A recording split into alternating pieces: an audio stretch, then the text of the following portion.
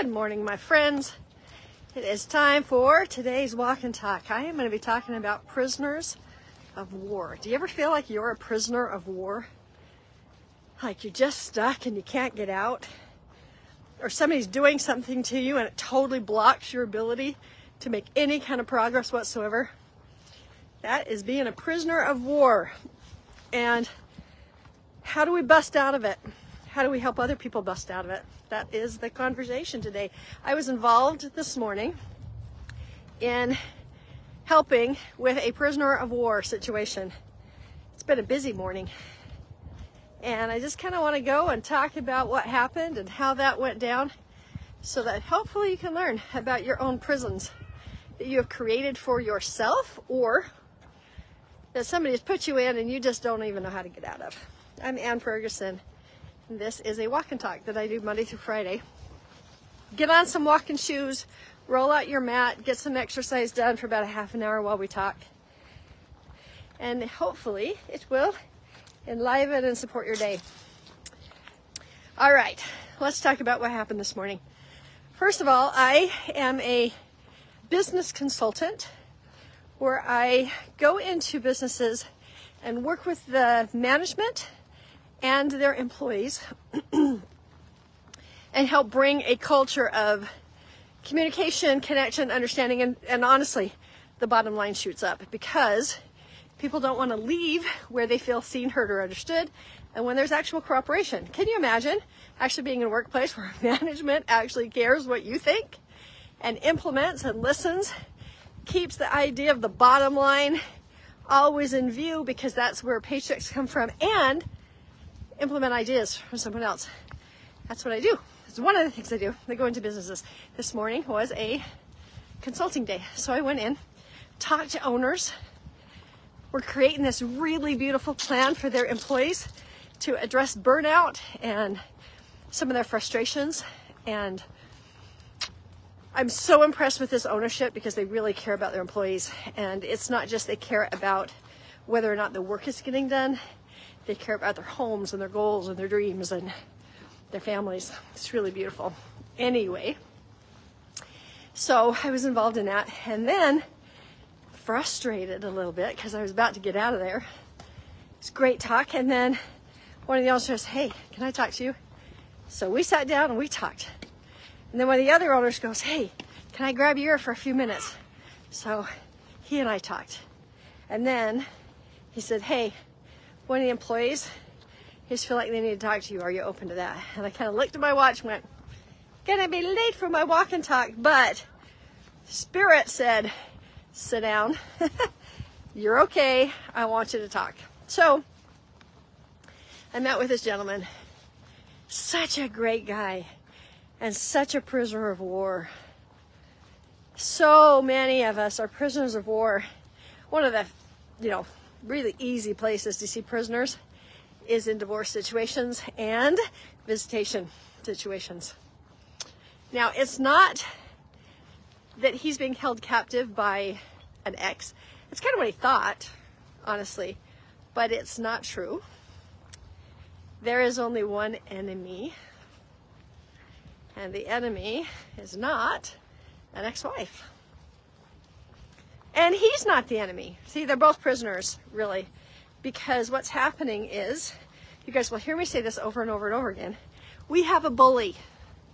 There is an ultimate bully. There is a force for ultimate good, and there is a force that tries to thwart all efforts of good. That is just the reality of the law of opposition and how the universe works. And that bully, however you decide to name that, whether it's just the forces of darkness or opposition, in my vernacular, it is Satan, who is an enemy to God. And what that means is anytime God's trying to do good, the enemy is there to thwart the efforts, frustrate it, stop things. And I believe that the Spirit can nudge and talk to us. Just like I said, "Hey, sit down, you need to talk to this guy." That was the Spirit nudging me. There was another voice and thought in my head that was, "You got to get out of here. You got to go and do your walk and talk." Oh, so if I'm actually going to help this guy long term over something, and I bounce out and say I don't have time, who wins? In that case, it would have been the enemy. Now there's other times where it's like, God's like, no, no, no, girl, you go do your thing. I got this. And the enemy will say, no, but you really need to show up. No, but it's all on you. It's your responsibility. And if the Spirit's saying, no, just go ahead and go. It doesn't matter what the action is. It's a matter who am I listening to. I know the voice of the enemy. I know how that comes into play. So I'm going to talk about that really quickly, and then I'll get into what happened. The Spirit will say, sit down and just wait. I'm sending this gentleman to you. Stay here. It's very direct. Stay here. And then there will be a barrage of all of the reasons why I shouldn't. And when I get a barrage of multiple reasons, or doubt, or fear, excuses, really good sound logical judgment on why I shouldn't, I know it's the enemy, because they have this incessant desire to barrage. They don't just state things once and then let you weigh it out. No, they're trying to convince you over and over and over again. So it could be, like I said, that somebody could say, hey, this person really needs to talk to you. And I can hear, no, you need to leave. And then, no, you need to stay because of this, because of that. If you don't, you're going to let people down. And it's really up to you, and blah, blah, all of that stuff. If it's a barrage, doesn't matter what is being said. The barrage means that the enemy's trying to thwart some kind of effort of our hero, rescuer, savior, God, universal good. So, those voices, I like to kind of teach it as though there's a radio playing in your ear and telling you what to do and how to do it. And you think it's your own thoughts, because it sounds like your own voice. You think it's your own thoughts. So one of the catchphrases that we have is, who's got your radio right now? Who's speaking? So this gentleman comes in, sits down, says he's all flustered. There's a visitation issue. There's a mama who is saying she's not going to be cooperative to help get child to his dad. And there's some miles apart, so there's got to be some cooperation on both sides. And there's a lack of finances for dad, and that lack feels like he's failing and he's all alone, and if he had all the money in the world, he could do this and he could do that and all the other things. So he's failing as a provider, all of those things. Who's telling him he's a failure? Just saying. Because what I saw in front of me actually was a really, really cool guy who really, really loves his kids, whose heart is hurting that he can't be with them. He's not the enemy, right? He's not bad. He's not anything. Now, did he treat Mama correctly? I don't know. Did she treat him correctly? I don't know. They broke up, and their resentment and their pain and the mistreatment that they did to each other are the prison walls. And there's a radio that's playing that says, she's this and she's that, and the other side of the radio is, he's this and he's that, and in the middle is a 10-year-old. A 10-year-old. So, we had to break down some walls, right? We had to change the conversation. First thing we had to do is we had to validate that this freaking sucks. Guys, you cannot get out of your prison if you're painting roses all over the walls and trying to make the stink smell good. When it's yuck, you gotta admit that it's yuck. When something happens, you gotta go, I actually didn't like that feeling that I got. Not that they made me, but the experience that I'm having due to their actions. I don't really like that. I don't like the feeling of it. It's not okay. If you don't do that and you say, no, it's okay, it's just a thing, I can handle it. They're not going to understand. All of that stuff, if you don't touch the stink, you don't know that you're behind prison walls. So you got to look at the prison and you got to go, holy crap, I'm stuck right now. So what was stuck was this idea that this woman would not help get a child to his dad. And so he's going to start screaming and yelling at the prison guard, which is her. She's the enemy. She's got him trapped. And then all the stories, right? The radio starts to play all the stories about, and what this means is that I'm not going to have a relationship with my kid, and he's going to think that I'm as bad as his mother says, and my kid's in harm's way because they were such an evil parent, and all of these things. And the wound was so huge as he was trying to talk to me about it. And the other part he was saying is like, look, I've got just enough money. We've had some really bad things that have happened lately. Some accidents that were not expected that has taken a lot of money. He goes, I've got just enough to go up there and visit with my kid this weekend. But if that happens, based on how much I get paid and other things, I'm not going to have anything, no present for my kid at all. That's a rough place for dad to be in, right? So rough. And so to him, the prison warden is holding him back from having a relationship and letting his son know that he really actually loves him. And the how is by seeing the son and by giving him gifts. That's how he wants to demonstrate this. So we had to really look at what that was. And we had to go, that sucks. I hate it when people hold other people away from me and or speak badly and take over. It's called identity theft.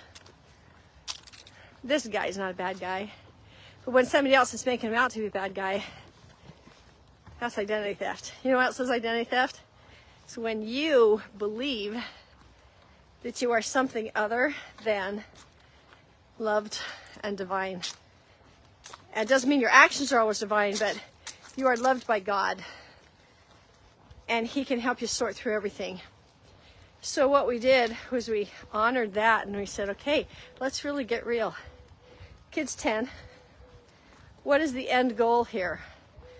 What do you think he said? To, have visitation with my son. I'm like, but is that really the end goal? It's like, what do you mean? I go, well, what does visitation do for you? Why do the courts even order visitation? Oh, well, that's because I want a relationship with my son. My son needs to know who I am. He needs to know that I love him. I said, okay, so the end goal is relationship. All right, we're getting somewhere. I said, now, if you have a relationship with your son, what does that look like? And again, the question, what does that mean? Well, if you had a relationship with your dad that was super functional and safe, let's say 5 years from now, say he's 15. What does that even look like? Like, what are you guys doing? He goes, oh, it was so easy. It was so easy. He goes, we're fishing. We're out fishing. I go, ooh, out fishing. That's good. So what you want is to have a relationship that is intimate enough and safe enough that when the kid is 15, he wants to go fishing with dad. And he goes, yeah. And I go, okay, let's do one step further. You can be fishing and not say anything. Would you love a relationship in which you are emotionally safe? He goes, well, what do you mean? We're just barely getting to this at this company where we're learning about emotional regulation and emotional vocabulary. And I said, can you imagine at age 15, 5 years from now, not only does this kid come fishing with you, but he says, hey, Dad, I need to talk to you about something. Can you imagine having a 15-year-old come to you and say, hey, you're the one that I feel is wise, is safe, is a go-to person for me to express myself and be vulnerable with? He goes, yeah. And I go, that's a relationship, right? That's a relationship of love, of safety, of connection, really. So what we're doing is visitation is the how. Do you think that there's any other way besides visitation and maybe presence that God could bring that to you? He goes, well, I guess. He's a God-fearing guy. He found Jesus, I think it was about 5 years ago, and has really changed his world around. And so I pointed out that here's the thing. That woman is a prisoner of war. Her wounds have got her all stuck.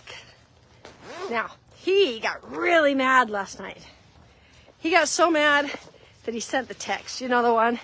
You are blah, blah, blah, blah, blah. To the point that he's regretting what he sent last night, because in general, he keeps his cool and doesn't say anything and just deals with what is and tries to be amiable. There's a certain point of being amiable that you just go, I can't anymore. He kind of blew it. So we talked about the fact that that's part of the prison. When you believe that you're stuck, you decide to break out, you step on a landmine, and all blows up and all hope is gone, and you go back into your prison. Yeah, so that's kind of what happened. And his guilt, his remorse over what he said, his frustration about not being able to move the needle on this is just got him all locked up. So what we did is, when something like that happens, when you have been being nice and being nice and being so nice, and then all of a sudden you explode, what's happened is that you've stepped on a landmine that has never been dismantled. That means the wounds of all the things that were going on in the past that caused the separation and the move away from the person who is dangerous, the wounds have never been healed. So of course, if there's anything that goes on, he just feels either stuck behind the bars. And when I'm thinking prisoner of war, like I'm talking like movie style, like there's bamboo, like bars, and there's booby traps, and there's wires, and there's things outside of that. It's kind of what we feel like sometimes, right? And so trying to bust out of that and go, no, this is what I want, blows up. We talked about the fact that when that happens, all it is a hello wound. I see you. And it's time to be healed. That's why you just blew up in my face, because you want me to know that I'm here. Gentlemen, if you're watching this, did you know that just saying I'm over it, I'm fine, it's done, and walking away from it does not dismantle the landmine of the wound? And either you're going to step on it, or somebody else is going to step on it, and everything's going to blow up. So we talked about the fact that that wound that he has, that has been caused by the mistreatment and the betrayal and the other things that went on in that relationship,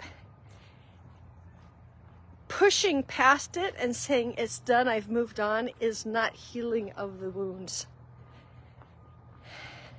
Here's the other thing. We have been taught, we have been preached at that you're supposed to forgive everyone. And we have been taught to hold on to your wound. So, you know, it's like the only way that this can be healed in his mind at this point in our conversation was that she's got to take responsibility for the fact that she's keeping his child from him, and she's got to change her behavior, because she's, you know, once she feels accountable, she's going to do that, right? Well, the reality is that she's never going to be the one that heals the wounds. Why? Because she's a prisoner of war. Because she's wounded. Do you know that wounded people very rarely heal wounded people? Actually, no people can heal any people. There's only one source of healing. He has healing in his wings, and that is Jesus Christ. Because of what he experienced, he knows how to heal all of the wounds that we have. We don't know how. So step one of getting out of your prison is to not give up and surrender and just say, this is just fate. It's what I have to endure until I die. I can't do anything about this. It's not that. It is an awareness. I don't know how to get out, and I'm willing. See, that's different than despair. Despair says, I'm not ever going to get out. Nobody can heal me. Nobody can help me. I'm just going to sit here and everybody's going to know how miserable I am. That's different than acknowledging, I don't know how to get out of this prison, and I'm so willing. I'm so willing to get out of it. Okay, step one. We looked at that. All right, so the prison of these wounds, you don't actually know how to get out of. And what you think is that by that person admitting they're wrong, it's going to heal you and open the prison doors. Has anybody ever said, I'm so sorry that this has happened, and it doesn't actually heal anything? Like we're taught, say sorry, sorry. Even if we try to do it our best way with all of the shame, I'm so sorry, I'm so shameful, I'm so bad, I should have never done this to you. Does it really feel healing? I know in my case it doesn't. Sometimes, like when somebody says, hey, I recognize that I do this and that's not what I intended, that feels really good, and then it's Christ who heals the rest of that wound. It's like, that's kind of the, I see you. I see that there's a wound there. I'm going to acknowledge that I did that, but that's still not the thing that heals. So being able to say, I don't know how to heal from this. I don't know how to get out of my prison, and I don't know what to do. I'm told I'm supposed to forgive, but that doesn't actually seem like it does anything. And it's because forgiveness in most of our minds is letting it go, get past it, not show your wounds about it, pretend like it doesn't matter, just get over it, put it in the past, put it behind you, march forward. None of that is healing. What forgiveness actually is a willingness to be healed.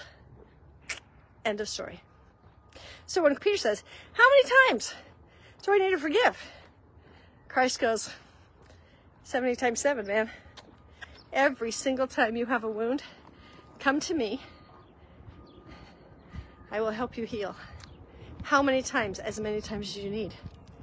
What if we change that idea in our head that forgiveness is the willingness to be healed?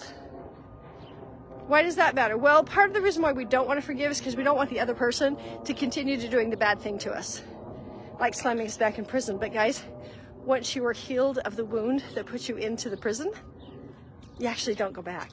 They may do a thing, but the place that you are at in a healed mind and soul is higher. And you can go, oh, so they're acting like a scared human. And what I would really love, go back to the vision, is a 15-year-old who says, hey, Dad, can I talk to you? So what can I do about that right now? And you ask the God who's already loved on you, and he kind of gives you the next step of what to do. It was really a beautiful thing when we got to that understanding. We're taught as children, he hurt me.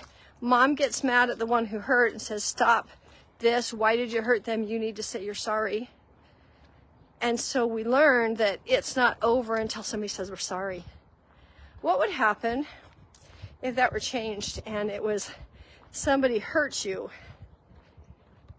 and Christ comes and says, hey, let me see that wound. Show it to me. Yep, let's heal it. What if it was actually a mom who said, oh, sweetheart, come here. Let me see what happened. Yeah, that's really, really rough. Okay, are you healed? Are you okay? Do you need anything? Do you need a rag on your face? Do you need a kiss? Do you need some chocolate? Like, what do you need to be healed and whole? And I'm going to give you whatever that is that you need. We're going to help you. And then I'm going to go talk to the person who harmed you. See, God actually is the one who talks to us when we've harmed somebody. And he comes and says, hey, you know that behavior, like that text message that you sent? Yeah, that caused some really big ruffles in that world today. And I know that you were acting out of your wounds, but it wasn't the best option. So what can we do in the future so that you get the healing that you need and don't create more wounds? What can we do? Because honestly, he was both the prisoner of war and he was captor, because in that text message, guess what she did? Went into prison, frustrated, angry, locked down, proof that this sucks and the torture is real. We're all prisoners and we're all captors. I love the fact that he has healing in his wings, right? When we can identify the fact that we are both, then we can say, okay, let me just feel your love. I want to feel your love. Not their love for me, because that's not going to work. I want to feel loved. I want to receive it. Just like I'm receiving the sunlight, I want to receive that love from you. And then we get to say, you know what? You're so good at this loving thing, God. Will you love everybody that I love? Just like the sun is on my face right now, the love is coming from outside of me. And I would love everybody that I'm nearest and dearest to. All of those people that I consider to be friends and companions and I'm in a relationship with that I love. Can you love all over them today? Just love them. Whew. Sit in that feeling for a minute. May they be loved. May they be loved. And then, this is a meditation, by the way, that I do. The next step is, may those I have wounded, whether I did it completely intentionally and went bam, press the send, or unintentionally, didn't even know that it was a thing for them because they were acting out of their past wounds, and something I did triggered an explosion, and they never told me about it because they're supposed to be like really good people and not make me feel bad, so they never told me, so I couldn't actually have a conversation, but they're wounded unintentionally by me. Can you just love on them? Ready? May those who I have wounded or harmed, whether that be totally intentional or innocently unintentional, will you shine your love on them? Because I can't heal them. Do you know how weird that is to actually acknowledge the fact that your sorry isn't actually going to heal the other person? See, we think it is. I'm sorry, and then they treat us poorly. Again, they're like, what's your problem? I said, I'm sorry. It's because it's only through that healing of Christ that we get over it. We truly be healed. So, may those I have harmed and wounded, whether it be intentional or unintentional, may they be loved. I want you to think about your kids for a minute. How many times did you dysregulate because life sucked? You didn't have enough money, you didn't have enough sleep, you didn't have enough time, and these kids frustrated you, and you went blah all over them. There's a wounding that happened. Can you just go with me right there and say, oh, God, can you love on them? All of those who I have wounded, whether it be intentional or unintentional, may they be loved, because it's by that love that we're healed. And then the next one, guys, This is the one that unlocks the doors. Now, you may have to do this exercise multiple times, but this is the one that unlocks the doors.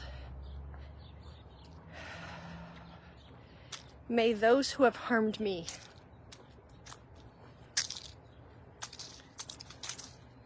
whether it was absolutely intentional because they were pissed and they wanted to be hurt, or unintentional because they themselves are wrapped up in a prisoner of war situation and they know not what they do, but it stung and it hurt anyway. Whew. May they be loved. Notice I'm not saying help me to love them, because sometimes, guys, when you have those wounds, you don't have love in you can't generate enough love when you're on empty, because the love actually comes from may I be loved. When you're willing to accept love from whatever source that comes from, the good love, however that shows up, when you're willing to accept it, you start to be filled up. But when you're in a place of woundedness, you don't have that love in you to be able to give to somebody else. That's why you can't generate it. And then we get to have the bully tell us, and you suck. You need to be in shame because you should have blah, blah, blah, blah, helped them. You should have forgiven them. You should have loved them. How dare you be empty? Even though I, as the bully, am the one that's telling you you're not worthy of his love because of all the evidence. Somebody wounded you, that means you are not worthy of love. Oh my gosh, it's such a cycle. May those who have harmed me,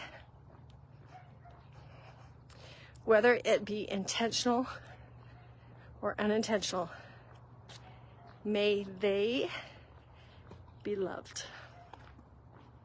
Why is that important? It's because I am them and they are me. I have harmed people unintentionally. I've harmed people intentionally. So have you. You have been harmed completely unintentionally. And you've been harmed intentionally. What do you need when you've been wounded? You need love. You need Christ's healing that we do not understand. You need that balm of Gilead that we do not understand. When I said it's identity fraud, it's because the bully takes away your identity as a loved, supported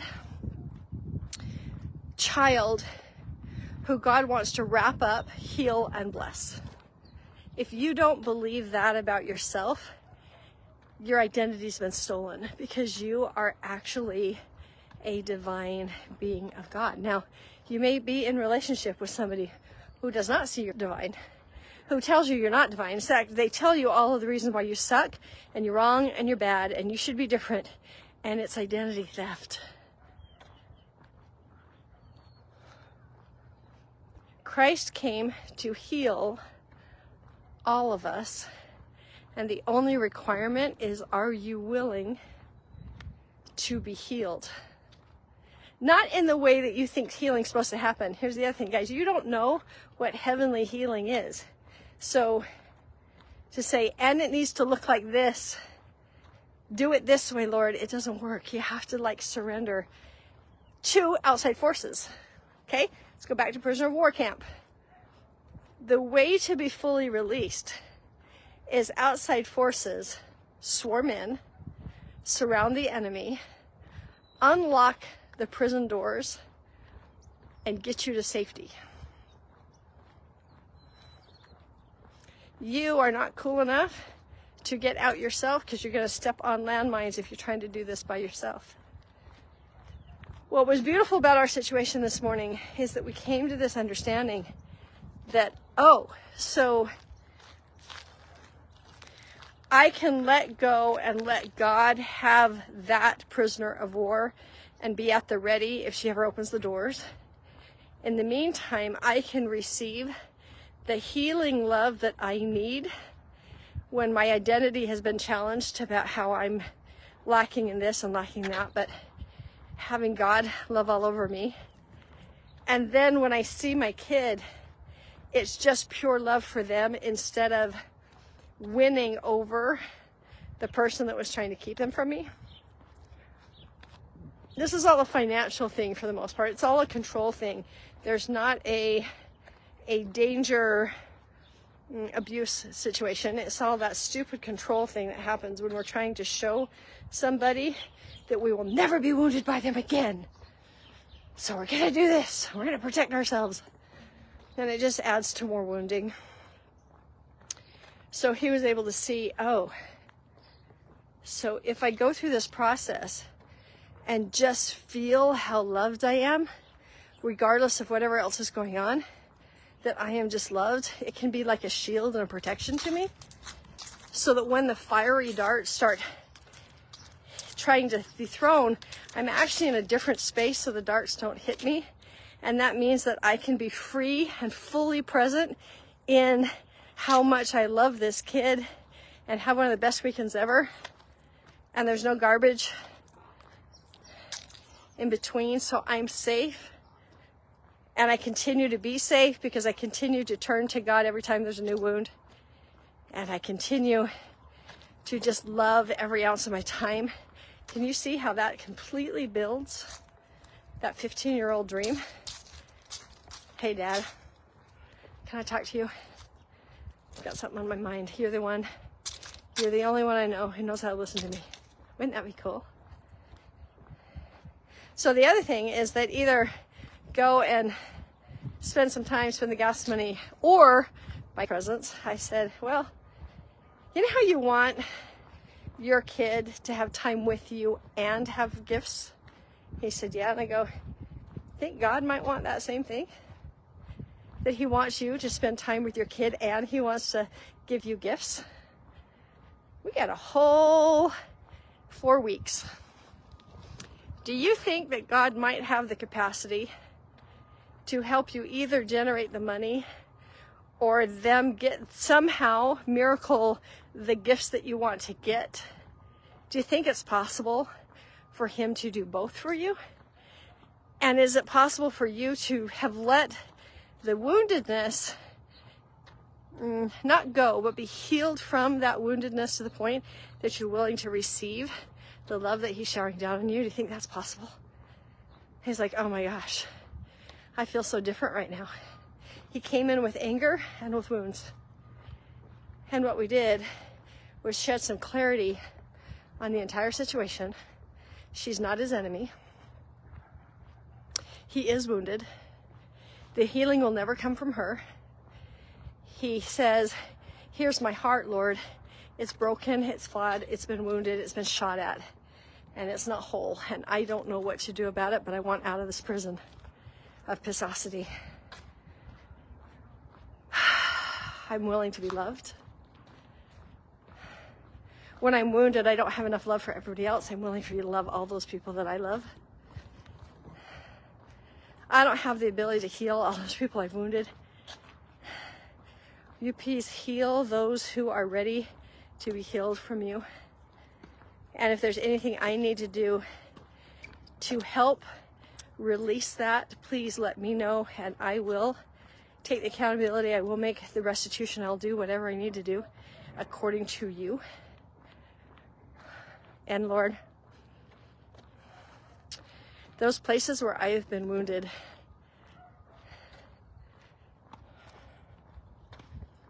will you please heal and help those who are not in their true identity, who are wounding me, those who are acting out of their wounds, and it hits me.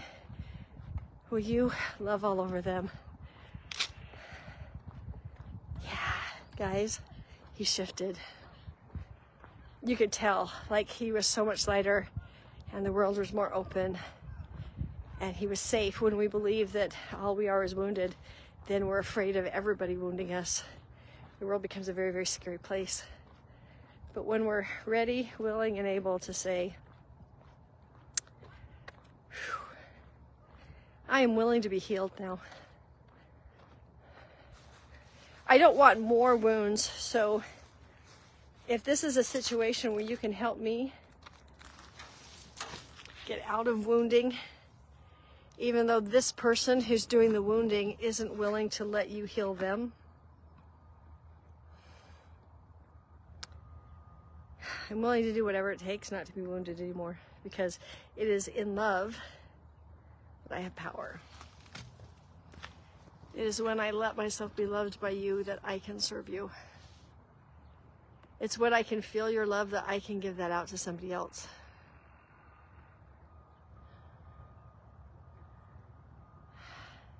What do I need to do in order to be loved?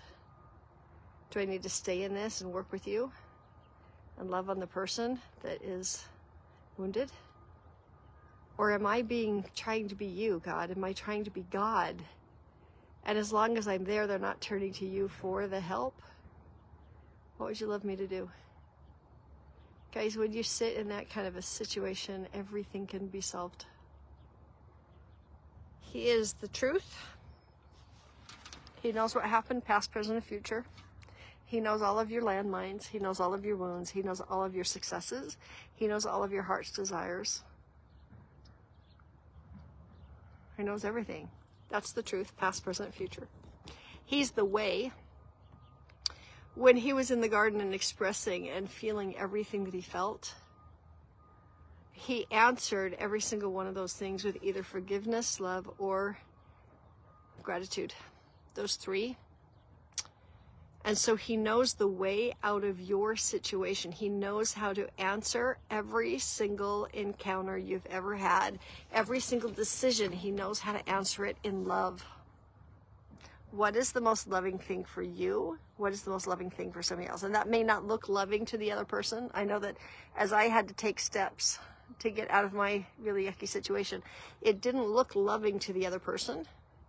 But the reality is, as long as I was standing there trying to love in a very human, not so great way, I was in the way of God loving on them.